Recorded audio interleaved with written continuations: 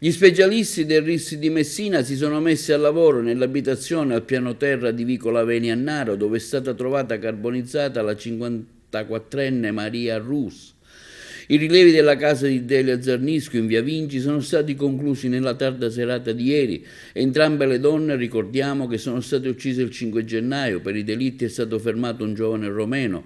I carabinieri del RIS, grazie alla tecnica del Bloodstein Pattern Analysis, che analizza la morfologia degli schizzi, delle chiazze e delle tracce ematiche per studiare la traiettoria del sangue e la forma, sono riusciti a ricostruire il film dell'orrore di via Vinci, comprendendo come si è arrivati al brutale omicidio. La 58enne è stata seviziata con una lametta e ferita alle gambe, al solo scopo di provocarne sofferenza. Aveva scritto il GIP del Tribunale di Agrigento Jacopo Mazzullo nel provvedimento di convalida del fermo del 24enne Omar Edgar Nedelkov.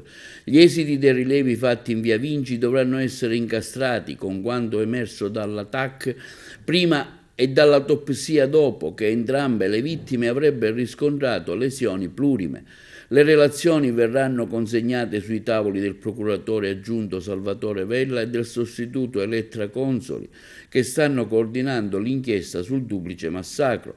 Oggi è il giorno dei rilievi nella seconda casa della vittima. Anche in questo caso si cercherà di stabilire dove la donna è stata ammazzata e se poi è stata o meno trascinata fino alla poltrona dove è stata poi data alle fiamme. Rilevi particolarissimi che richiederanno del tempo in questo caso, perché la scena del delitto è stata letteralmente devastata dal fuoco.